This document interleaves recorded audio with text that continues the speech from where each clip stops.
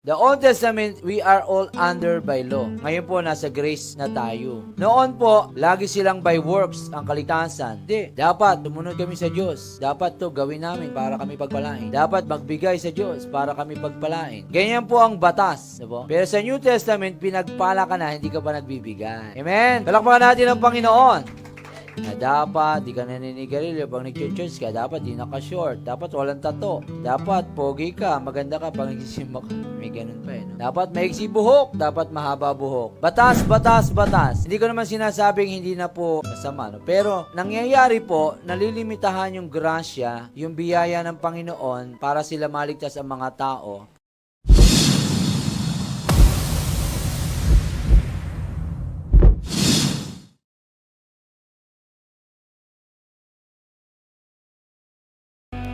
Yes, Lord.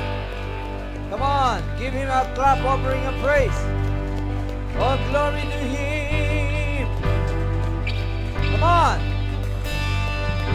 Pinamalakas sa mapuri to the King of Kings and Lord of Lords, the Creator of the heaven and earth. Glory. Glory. Glory to Christ Jesus. Come on, praise Him. He is real. He is alive. He is the great deliverer. Amen. Amen. Bago kayo umupo, let us declare Isaiah 1:1 and 2. The Spirit to preach good news to the poor. He has sent us to proclaim freedom, to proclaim the year of the Lord's favor. Yes. For our God is... Amen. Batiin nyo mga katabi nyo sa lahat. May mga bago. Bago po. Welcome po sa mga bago. Welcome po. Hallelujah. Napakaganda po ng topic natin ngayon. Are you there? Pananatili sa biyaya ng Panginoon. Hallelujah. Thank you, Lord. Sa Galatians 3, binasa natin, kanina. At do you have your Bible, your notebook? Mahalaga po ito, Dito tayo naliligtas, dito tumitibay ating pananampalataya, pagsasama-sama. At malapit na naman po, we welcome you sa Agad Jumid, Attend po kayo niyan dahil ipapaliwanag namin mga dots sa ulo nyo pagdating nyo doon. Sa mahal na araw, Holy Week Special, tuwing Holy Week po yan, yearly, tayo po yung nagdadaos, nagdatrain kung ang mga mangkukulam, mambabarang, mga albularyo yung nagpapalakas tuwing Holy Week. Tayo rin po, Nidedicate natin, mangilin po tayo sa Holy Week para hindi tayo maging talunang Kristiyano. Talon-talo kayo. Ang mga Muslim ngayon, nagpa-fasting. 40 days kayo. Feasting. Okay lang yon. Pero kung at least nananalangin tayo. Mga Kristiyano, sanay na sanay sa piyesta. Paminsan-minsan, para hindi tayo maging talunang Kristiyano, ay magano po tayo, give time to our King of Kings and Lord of Lords. Mangilin po tayo, manalangin, magpasing din, kumain ng karne, puro gulay lang. Kahit kung anong leading sa inyo ng Lord sa araw ng Holy Week. At ang ginagawa po ng church ay nagpapalakas po tayo ng ating kapangyarihan. ng Diyos na binibigay sa atin. Kasi ang kalaban po natin is not flesh and blood, but against principalities. Kahapon po ay nasa silangan kami. Buong silangan sa tuktok ng silangan San Mateo. At iniska ng area. Nako, meron silang altar para doon. Napakalaki. Napalaking simbahan. Talong-talong mga Kristiyano. Kaya tayo, ang onti-onti natin gawa tayong simbahan Tama na yan. We are humble. Maliliit lang. Tama na kami sa barong-barong, kubo lamang basta kasama si Jesus. Kaya natatalo ang mga born again, naglalakihang mga gawain. Pero marami tayo, amen? Lalo na pag nababasa. Marami tayo, dumadami ang mga tunay na anak ng Diyos. Dumadami tayo at maraming pinapalaya. Tumatakbo tayo dito ng 3 years na, Sa lugar na ito, 5 lang kami, pero ngayon, ang dami na. Nasa labas na sila, hindi na tayo kasya. Salamat sa Panginoon. Palakpakan natin siya. Dahil sa kanyang biyaya, lahat po yan, pagsabi nyo, biyaya lamang ng Panginoon. Tinuro ko sa inyo ang grace noon, At topic natin last year, 7th year natin of anniversary. Grace, tama ba? The power of grace. At pinapaalala muli, ngayong 8th year natin, anniversary ay Power of Unity. Ano kaya naman ibibigay sa ating October anniversary? Pinapalakas at pinapatibay talaga ang pundasyon nating mga anak ng Diyos. Ngayon ibababa sa atin patungkol sa ating sarili na laging namumutawi dapat sa inyong mga labi ang habag at awa. Ito ay ang kanyang biyaya. John 1:17. Basahin natin. John 1:7. Panahon ni Moses binigay ang kautusan. Merong ngunit, panahon ni Jesus. The Old Testament, we are all under by law. Po. Ngayon po, nasa grace na tayo. Hindi po pwede na gamitin natin ang old wineskin sa new wineskin. Puputok po ito. Ngayon na po ang batas noon, di ba? Pag kayo nag-asawa, pag namatay asawa mo, tsaka ka lang pwede mag-asawa. Noon po, actually, pinaliwanag na rin ng biyaya, pero ayaw maintindihan ng mga tao. Lagi silang by works ang kaligtasan. Hindi. Konti pa sa payo lang tayo sa grace and works, and law, no? Dapat, sumunod kami sa Diyos. Dapat to gawin namin para kami pagpalain. Dapat magbigay sa Diyos para kami pagpalain. Ganyan po ang batas. Diba? Pero sa New Testament, pinagpala ka na, hindi ka pa nagbibigay. Amen? Palakpakan natin ang Panginoon. Kasi hindi kaya ng tao maligtas ang kanyang sarili, kaya bumaba na siya. Kaya nangyayari, nagiging condemnation yung mga churches ngayon, na dapat, di ka naninigarilyo, pag nag-church ka, dapat di naka-short, dapat walang tato, dapat pogi ka, maganda ka, pag nagsisimba ka. May ganun pa no? Dapat maiksi buhok, dapat mahaba buhok. Batas, batas, batas. Hindi ko naman sinasabing hindi na po, yon, masama, no? Pero, nangyayari po, nalilimitahan yung grasya, yung biyaya ng Panginoon, para sila maligtas ang mga tao dahil nakatingin tayo sa batas. Batas, batas. Lahat ng batas ay may butas. Hindi rin naman masunod. Hindi rin masunod, di ba? Kaya nga sabi ng Panginoon, if you have faith like a mustard seed, little lang, maliit lang na na pananampalataya. Mo yan? Sige nga, kung may faith ka. Yung bundok na yan, malilipat mo doon. Sino ba nagpapalipat ng bundok sa atin? Sabihin niyo bang wala kayong faith? Wala talaga tayong faith. Binibigay lang yan, biyaya. Pasabi natin sa katabi natin, biyaya lang. Biyaya lang kaligtasan. Tandaan natin po yan.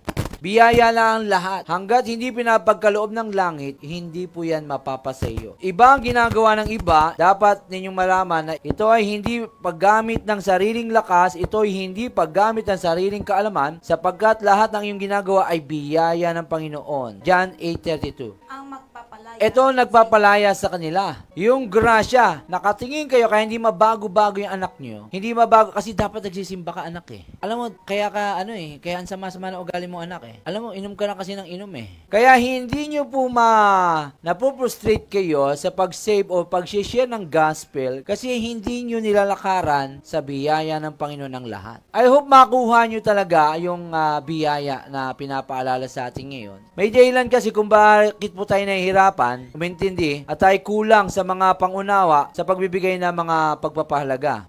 Dahil ginagamit natin ating sariling lakas, mayroon tayong sitwasyon, minamadali natin mga bagay-bagay. Gusto natin maligtas siya, mapupunta kasi siya sa impyerno But because of your pagmamadali, ayaw mo na mag-pray. Nagmamadali ka Kinakamay mo ang mga bagay-bagay na ito'y sa biyaya lamang ng Diyos, ng Panginoong Hesus, kaya ikaw naligtas, kaya siya naligtas. Ginagamitan natin ang ating dahas. Imbis na sa biyaya, dapat tayo lumalakas. Hello? Diba nga makasalanan, lahat inabot ng Panginoong Hesus? Lahat, sino bumato ang walang kasalanan? Diba? Pinakita niya na may leprosy. Lord, if you're willing, I will become healed. Sabi niya, I am healed. Hindi, may faith ka ba? Andali, sumisimba ka ba? At tingnan niya, parang wala ka naman faith Tanggap ka muna sa akin, tanggapin mo ako. Si Jesus ako, tanggapin mo. Anong sabi niya? If you are willing, Lord. No? Yung biyaya nandun. Hindi yung mga acts of kindness, acts of lahat makasalanan Walang nakaabot kahit isa. Walang nakakaabot sa Diyos. Kung gusto nyo ng ganong pamantayan, ay wala hong makakaabot. Kasi kahit isa lang batas, ay hindi ka na makasunod, ay wala na, laglag ka na. Sa 10 utos ng Diyos, nasusunod nyo po ba 10 utos ng Diyos? Sabado kayo magsimba, huwag Sunday. Dahil yun po ang last day, hindi po Sunday. This is the first day of the month, of the week. Ang totoo. Nasa grace tayo, na kay si Jesus kasi, ang mga apostol, ang mga Israelita, sila po ay nag-resurrect Monday, Sunday, tapos first day, diba? Sabuta. Sa baba. Sige, Marshall, gusto niyo pumalit sa inyo, Marshall? Ako lang muna po magma-Marshall. Saglit lang po, magma-Marshall lang ako. Saan ba yung mga baril ng mga Marshall natin? Ba tulad bantay? Share. Yes. Ganyan talaga pagka nasa biyaya tayo. Amen. Biyaya lang po yan. Nakakausap niyo yung pastor. Biyaya talaga.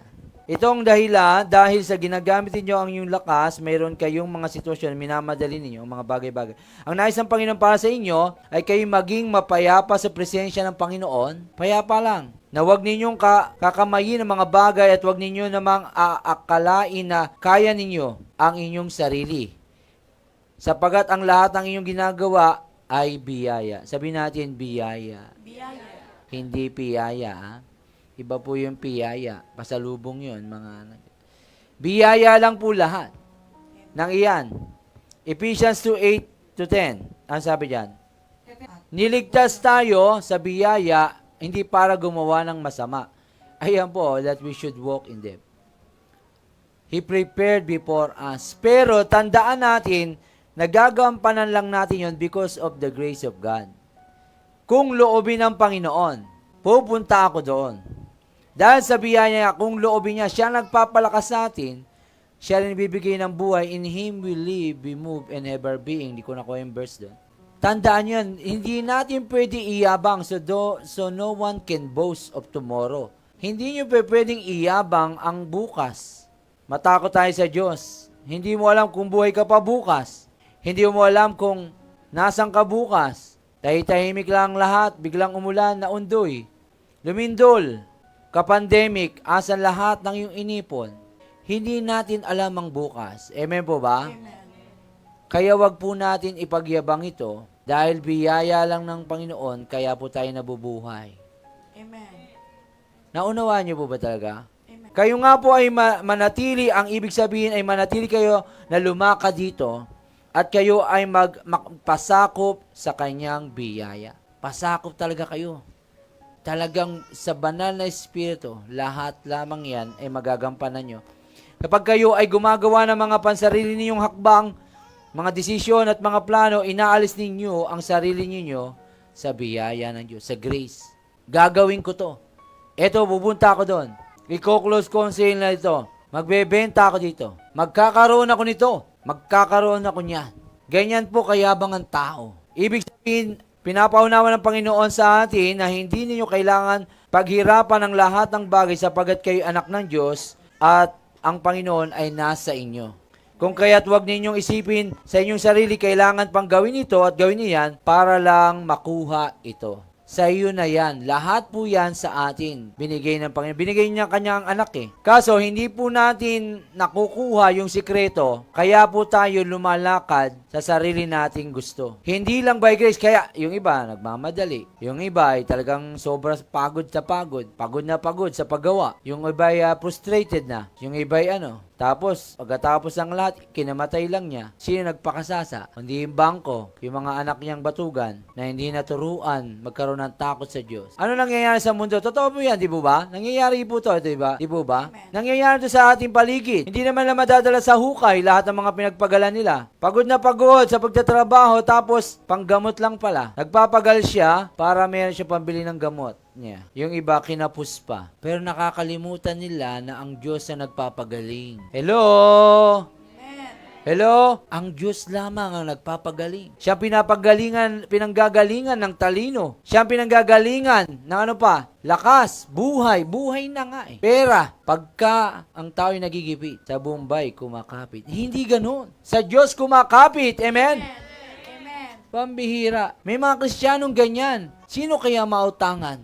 Dapat manalangin, Lord, sa iyong biyaya, ako ay kakanta mo ang Diyos. Minumuld kasi yung faith natin, yung ating katauhan, mas mahalaga yung katauhan natin, hindi yung pera-pera lang. Hello? Are you there? Amen. Minomold sa ating pananampalataya pag-ibig natin sa Kanya. Kaya nga ayaw Kanya na pinipilit na mahalin mo siya. Mahal mo lang siya dahil may pera siya, guwapo, simpatiko, medyo bastos. Diba? Ayun lang gusto nyo? Dahil may pera siya, gusto nyo siyang mahalin. Maganda siya, babagsak yung pundasyon na ganyan. Mahal nyo si Jesus, ang Diyos, kusa mo tong minamahal siya dahil hindi lang pera-pera habol mo sa Kanya. Magbibigay ka para, Lord yung return. Alam na. Yung ROI ko, Lord Lord alam mo yan. Pera-pera lang ba ang Diyos? Nakakalungkot, nalulungkot, maraming ganyan. At yung isa nga, hindi na nagtagal.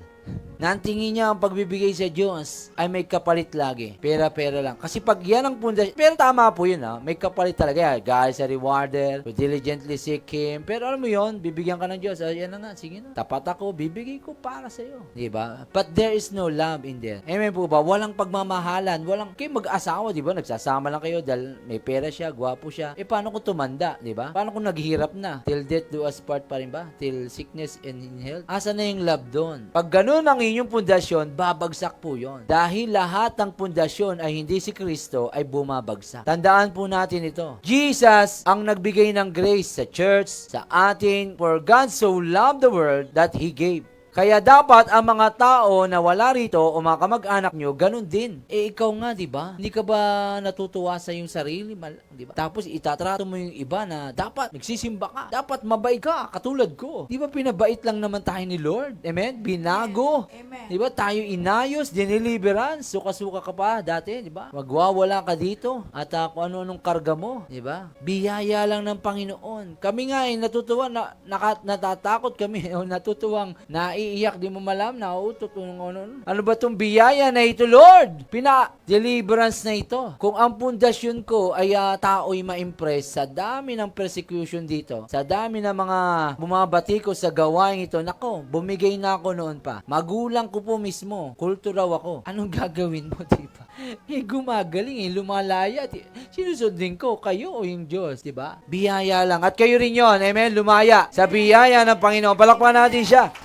It's all by grace at patuloy ang ating paghayo, patuloy ang ating paglilingkod. At mamaya, I are so excited, kapatid ni Froilan, lumaya din. Amen? Amen?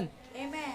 May tatlo at Froilan po ay nasan bang bansa ngayon? Kapatid po ni Froilan, no? 'Di ba? Kasing lusog din, kasing laki, walang kaduda-duda. Kasing singkit, para silang mata din. Nasaan po ba siya ngayon? Nasa bansa nanonood? Nasa barko alam ko di umalis China ngayon. Yes. Siya rin po ay nabaptize yung kapatid niya. Kamusta pa si Mother? Nasagasaan daw ng sa hospital pa rin ba? Nakalabas na. Thank you, Lord. Mother nila. Yes. Biyaya lang po ang buhay. Biyaya lang. Di mo alam kung buhay ka pa. Huwag na bang masagasaan. Sabi ko lang, hindi natin alam. Kaya lagi nagpe-pray. Amen?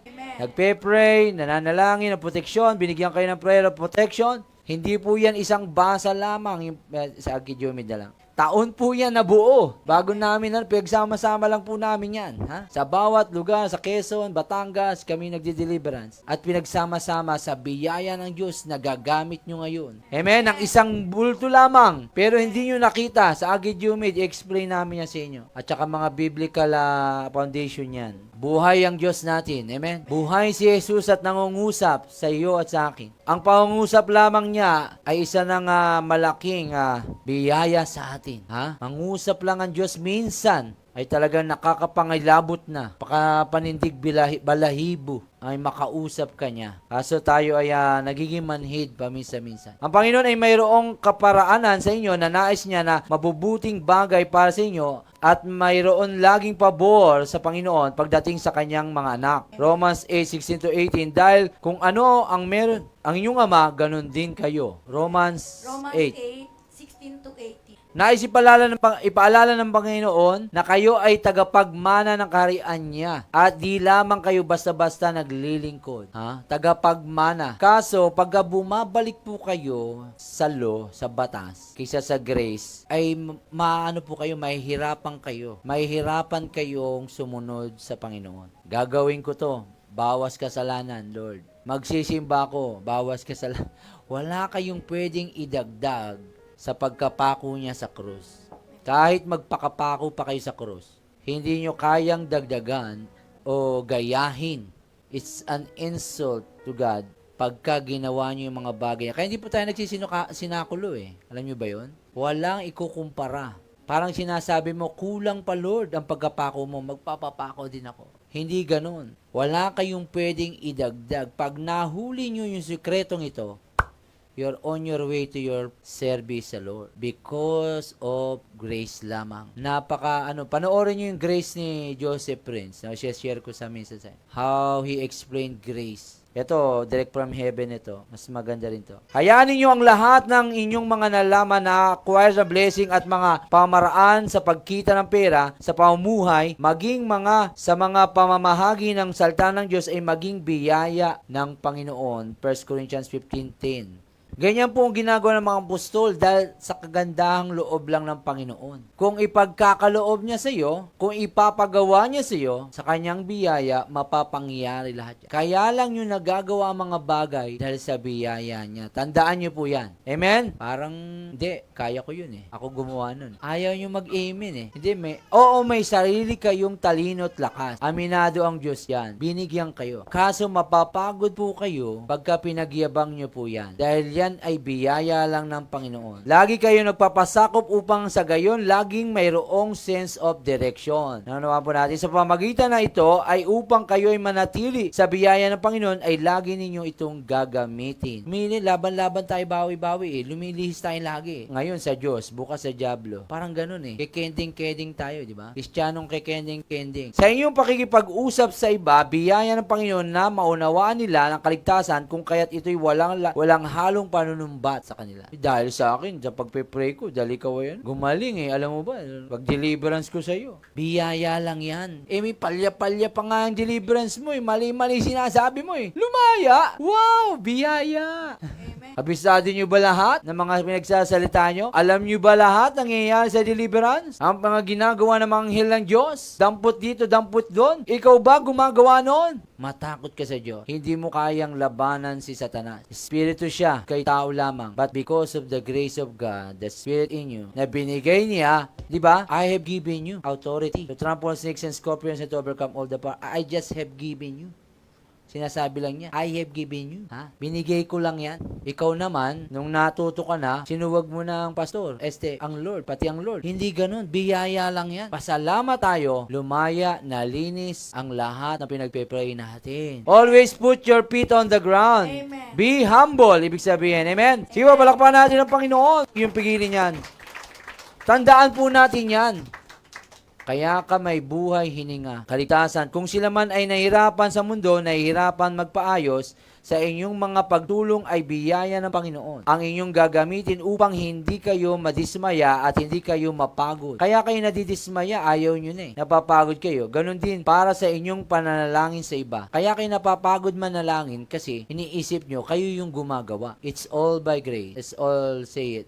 It's all by grace. It's all by grace. It's all by grace. Tandaan po natin yan. Mga pananalangin nyo, natin lahat, biyaya lang ng Panginoon. Pasalamat po tayo. Sa bawat gawa ng inyong mga kamay, manatili kayo sa kanyang biyaya na ang Panginoon ang maghari. Yan, kumpuni dito, kumpuni doon. Sa biyaya ng Panginoon, binigyan ka ng lakas. Yan, nagtatrabaho ka, tapos bigla ka nagkasakit, di ba? Paano naman magawa yung isang bagay? Hindi mo na magawa. Pasalamat natin lahat dahil si biyaya niya lamang yan. Upang ito'y magkaroon ng kayusan at laging magkaroon ng maayos na bunga dahil hindi ka mayabang, hindi ka giging proud. Wasakin po natin, no? Wasakin natin sa isipan ang bawat sa pagkakaroon ng yabang at pagmamalaki. James 4:6-7, sabi doon? James 4:6-7. Ayo. Ganyan lang. Pasakop kayo sa Diyos, pasakop kayo sa kanyang biyaya. Alam nyo, pag nasa biyaya kayo ng Diyos, sa presensya ng Diyos, sa kanyang biyaya, ang demonyo walang puwang sa inyo. Pag naintindihan nyo nga mga karga-karga na yan, hindi kayo nila wala silang kaso may advance tayo, syempre. Meron pa rin talaga. Kahit alam nyo yung biyaya, merong may sapi pa rin talaga sa utak. Merong kailangan nyo pa rin kami ng deliverer. Pero pagka naintindihan mo yung biyayang yon, lalaya ka talaga. Yes, Lord, gagawin mo ito sa akin. Tapos dadaling ka ng Panginoon dito. Dadaling ka kasi lumalakad ka sa biyaya ng Diyos. Hindi ka nagyayabang. Amen? Ilan sa atin ay sinusubukan ng sariling lakas. Kung kaya nila ang sitwasyon, ginagamit nila ang sarili ng talino sa mga bagay nito. Kaya naman, ang dulot ito ay panghihina, nangihina. Romans 8:11. He will quicken, He will give life. Everybody say life. He will give life to your mortal body. Siya rin po nagpapalakas. Ang kanyang espiritu, buhay. Siya rin po. He will quicken your mortal body. Kaya ka lumalakas. Alam mo ba yun? Kumakain ka ng salita ng Diyos eh. Ito, kumakain kayo mamaya. Yes, Lord. Susugod ako. Kaya pag nagsisimba kayo, banal kayo hanggang mamaya siguro. Bukas. Martes, di na. Wala hindi. At least tumagal, di ba? Ang bait mo pagkasimba mo. Parang ayaw mo lahat. Oy, God bless you. Lahat gusto mo patungo ng kamay. Di ba? Pagpuspos. Pag naupos, lahat gusto mo suntukin. Kasi nga sa biyaya lang ng Panginoon, kinukuha mo yun, hinihingi mo. Yung bunga, yung espiritu niya. Hindi espiritu ni Satanas. Subalit kayo ay pinapatubayan ng banal na espiritu at ang espiritu ng Diyos ay nasa iyo. Pagdating sa mga bagay na ito, kapag hindi biyaya ng Panginoon ang nangingibabaw, nababypass po nyo ang banal na espiritu. Ay, nako. Pag hindi pala tayo lumalakad sa biyaya o sa sarili nating talino lang, nababypass po natin siya. Dahil hindi ninyo inaalam ang kalooban ng banal na espiritu at ang inyong kalooban ang inyong kalooban. Dito nagigrib ang Holy Spirit, Ephesians 4:30. Efeso 4:30-32. At huwag ninyong saktan ang kalooban ng Espiritu Santo, sapagkat siya ang tatak ng Diyos sa inyo, ang katibayan na kayo'y tutubusin pagdating ng takdang araw. Alisin na ninyo ang lahat ng sama ng loob, puot at galit. Huwag na kayong mambubulyaw, manlalait, at mananakit ng damdamin ng kapwa. Sa halip, maging mabait kayo at maawain. Magpatawad kayo sa isa't isa tulad ng pagkapatawad sa inyo ng Diyos dahil kay Kristo. Amen. Mapapansin nyo, taliwan sa ginagawa nyo ang buhay kay Kristo. Lagi kang galit, lagi kang frustrated, lagi kang anxious, o lagi kang nag-aalala. Why? Hindi mo nakikita ang biyaya ng Panginoon na bumubuhay sa iyo. Ang talino mo, lakas mo, pera mo, lahat yan. Lahat yan. Buhay mo na nga eh. Sabihin na natin, pag hindi mo kinilala na si Jesus, ang Diyos ang nagbigay niyan, ay lagpak ka. Napansin nyo yung mga banda na tinaas nila sarili nila? Diba? Ano yan? Yung Beatles, diba? Marami. Mga masikat daw sila kay Jesus. After that, 1 week, nagpakamatay sila. Iba, ano. Maraming lahat na umangkin ng glory ni Lord ay napahamak. This is a serious stuff. Sabihin ko sa inyo, hindi po biro-biro ang glory ng Panginoon, biyaya niyang pinagkakalob sa atin. Lahat ng umaagaw nito napapahamak. O simple yan lang natin. Yun, lantad na lantad.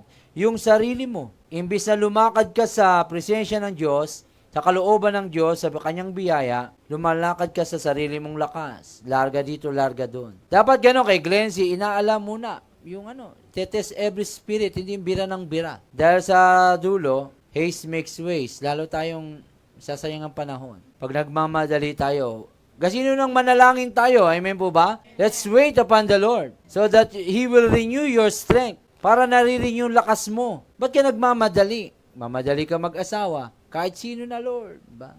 Pag dalaga, gano'n ba? Pagka medyo trend, nasa benching ko na. Asa na sila? Pagka lampas na sa kalendaryo, talaga. Why? Walang prayer. Walang tiwala. Paano pag 60 na? Dalawa na, Ate Susana? Nilipad na eh. Lilipad na sa abroad, kung ano Amerikano. Sa biyaya ng Panginoon, loobin lang ng Panginoon yan. Kung loobin lang ng Panginoon, tandaan niyo po yan, kaya tayo napapahamak eh. Hindi natin kayang gawin lahat dito sa mundo. Saglit lang po tayo dito, hindi tayo magtatagal dito. Dapat lumakad po tayo sa biyaya lamang niya para hindi tayo magsisi sa uli. Upang hindi kayo magkamali ng mga hakbangin at hindi kayo magkaroon ng pagsisisi sa uli. Tama. Hindi pa nababasa, nandun na. Kung kaya naman sa pagkakaroon ninyo naising pagpapatalas pa at lalo pang lumalim sa Panginoon, kayo po ay laging lumakad sa kanyang biyaya sa lahat ng mga paraan at sa lahat ng sitwasyon. Biyaya, biyaya, hindi piyaya. Biyaya ng Diyos lahat. Wasakin po ninyo mga kaisipan na magkaroon ng self-pity. Yan. Kaawa-awa naman ako. Wala akong ulam, tanghalian na. Lagi na lang akong ganito, api. Pasalamat tayo, buhay pa tayo kahit Amen. Hindi tayo kumakain. Amen? Amen? Amen? Pasalamat po tayo. Wag po tayo, yabang po yan self-pity, yung meron akong bahay, ba't ako titira dito? Butas-butas nga lang. Then, pero may bahay ako. Mga yabang natin, sarili natin, yabang po yan eh. Nakakaawa naman ang aking anak. Walang bahay. Di ba? Salamat po tayo sa biyaya ng Panginoon, buhay pa tayo. May natitirhan kung saan tayo dalhin. Yung kahapon po kasi natin, yung ngayon kasi bunga ng kahapon natin pagkakamali, ngayon inaayos ng Panginoon, una ang puso mo, para makita mo ang tunay na kahulugan ng buhay. Nasa biyaya ng Panginoon, dapat ikay lumalakad dahil naligtas ka sa biyaya. Kaya hindi ka dapat magyabang sa lahat ng accomplishment mo, sa lahat na nangyayari sa iyo. Amen po ba? Amen. Napakasimple ng buhay na pinagyayabang ng tao. Marami siyang kayabangan, punong-puno. Kaya wasakin po natin ito, kaisipan magkaroon ng, dahil sinusubukan natin minsan ang sariling lakas natin. Minsan lang naman sa Lord. Kaya naman ang ilan ay nangihina rin. Sinusubukan natin. Lagi niyang iisipin na kayo ay tinubos ni Kristo at walang makapaghiwalay sa kanyang pag-ibig. Roma 8:38-39. Roma 8:38-39. Sapagkat natitiyak kong walang makakapaghiwalay sa atin sa kanyang pag-ibig, kahit ang kamatayan o ang buhay, ang mga anghel o ang mga pamunuan, at ang mga kapangyarihan, ang kasalukuyan o ang hinaharap, ang kataasan o ang kalaliman, o alinmang nilalang ay hindi makapaghiwalay sa atin sa pag-ibig ng Diyos na itinutulog sa atin Jesus sa pamamagitan ni Kristo Christ, Jesus na ating Panginoon. our Lord. Pinakita niya. Dapat matanim sa isip mo yon na hindi mapaghihiwalay. Yun yung faith mo eh. For by faith we have been saved through grace. Ayun yung pinasampalatayanan mo na anak ka ng Diyos. Nagkasala ka, oo, pero hindi ka nanatili sa pagkakasalang yun. Ikaw ay pinalaya. Pag naintindihan mo yon na biyaya yun ng Panginoon ng kaligtasan, hindi, magpapakabait muna ako bago bumalik sa Lord. Magsisimba muna ako. Ayusin ko lahat. Nakakaya sa Lord. No, that is wrong. Just come to Him just as you are. Ano ka pa man, ang importante, manampalataya ka that you are saved. Nor height, nor depth, nor any creature can separate you from the love of God. Through Jesus Christ, our Lord. Amen? Pinapalakpakan po yan. Kasi no condemnation. Romans 8:1. Ano pa sabi doon? Romans 8:1. Kaya nga, wala nang kahatulang parusa sa mga taong nakipag-isa na kay Kristo Jesus. Di ba? No condemnation. Kahatulan. Hindi kayo pwedeng hatulan ni Satanas. Ay, makasalanan ka. Naku, balikan lang dito. Hindi ka bagay dyan. Banal-banal. Simba-simba. Bible ka pa. Nga na, dito tayo. Jamming tayo. Di ka bagay dyan. Inom-inom. Ha? Gaganyan. Kinokondem ka ni Satanas ng mundo. Para sabihin, hindi ka anak ng Diyos tagapagmana. Wala pong makakapaghiwalay sa relasyon nyo sa Diyos. Dinadaya kayo ni Satanas. Si Satanas po kasi, siya great deceiver. O, ayun lang kaya niya, mag-deceive. O, tumo, nagkasala ka? Di mo kaya. Balikan lang sa dati. Simpleng buhay. Ay kay, simpleng buhay ka lang. Ha? Mayroong lungkot, mayroong saya. Hindi pa pwedeng ganon. You are the heirs of the kingdom of God. You are the head, not the tail. You are overcomer. Yes. You are more than conqueror. Kayo po'y mga anak ng Diyos, tagapagmana. Tinitingnan nyo kasi ang buhay dito lamang. O dito, mahirap ka. Pero hindi nabubuhay dito lamang ang mundo, ang tao. Meron dito, nagpa-practice lang kayo. Pero dapat maintindihan nyo na walang makakapaghiwalay sa pag-ibig nyo sa Diyos. Kaya naman, pag yan ang pundasyon nyo, yung ibang masyashare nyo, ay ganun din. Hindi kayo mag-aalala na siya'y maligtas kahit nagsisigarilyo pa siya. Hindi dapat wag ka magsisigarilyo, nagsisimba ka na eh. Ginaganon mo eh.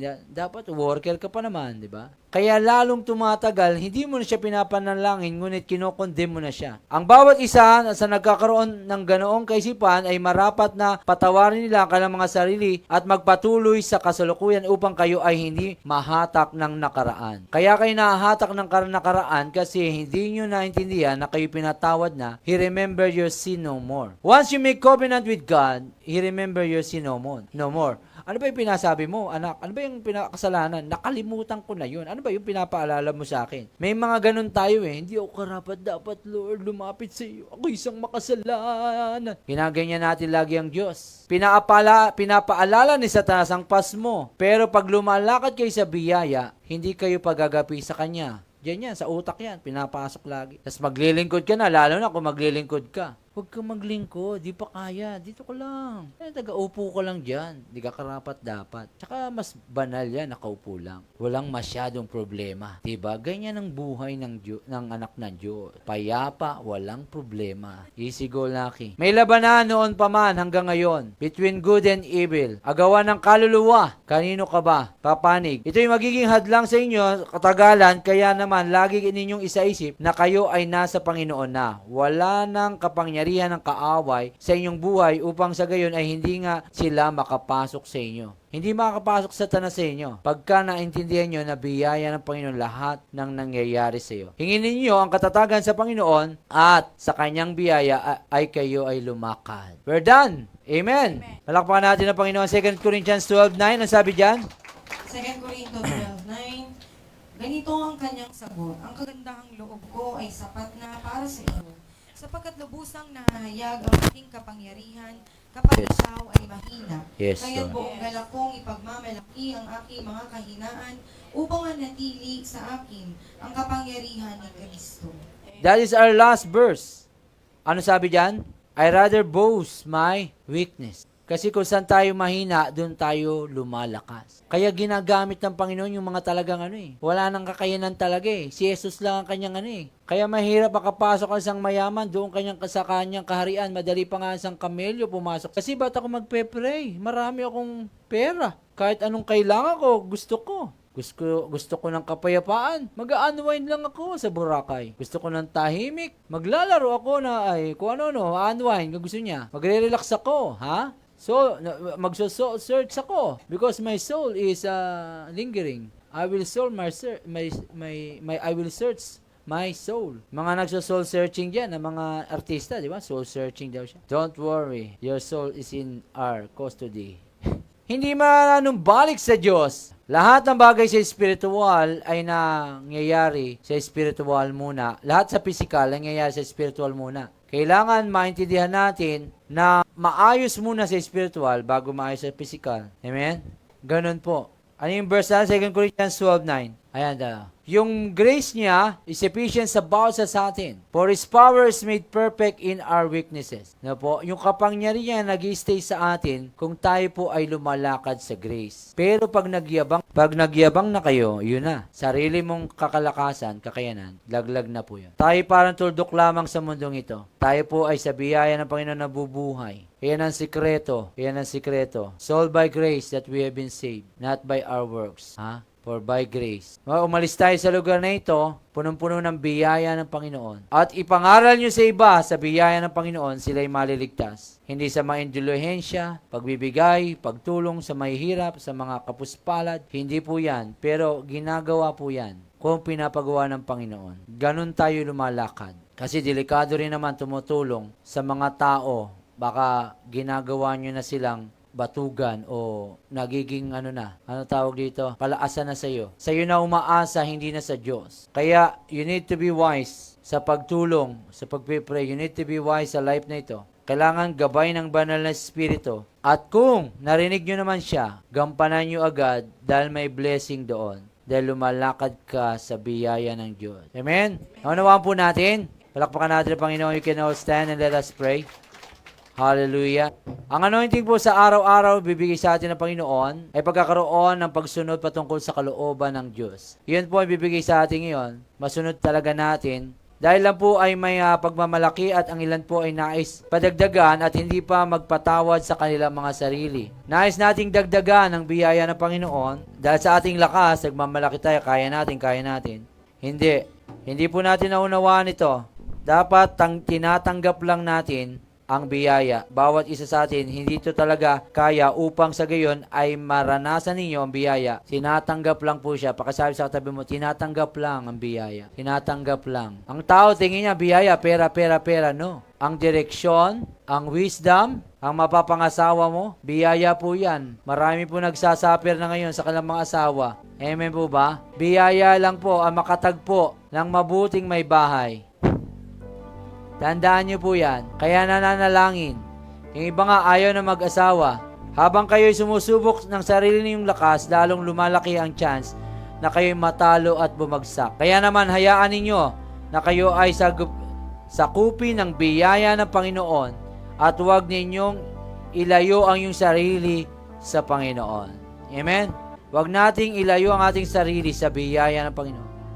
Sa kapwa nyo, kapatid, soul by grace. Salamat sa Panginoon, nakagraduate ka. Salamat sa Panginoon, may trabaho ka. Biyaya yan ng Panginoon sa iyo. Dahil ano sabi ni John? Nung si Jesus ay nagpapagaling, sabi niya kay Jesus, huwag niyo siyang pigilan, di ba? Nagtaka pa sila kung talagang si Jesus yon. Unless na yung bigay ng langit, ay hindi ka tayo makakatanggap. Nabasa niyo ba yon? Hanggat hindi binibigay ng langit ang lahat ng bagay sa iyo, ay hindi mo matatanggap yan. Kaya pasalamat lang tayo. Ipanalangin po natin ang bawat isa, ang prayer po natin, nalakaran, ahakbangin, nakaayon sa biyaya ng Panginoon. Come on, pray for one another. Pray niyo po yung katabi niyo, malakaran ang mga hakbangin nila na ito'y sa biyaya. Pray. Left and right, babae sa lalaki.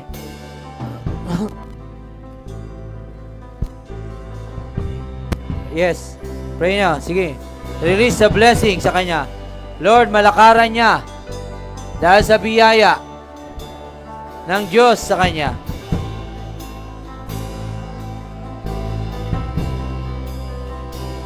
Come on. Pray.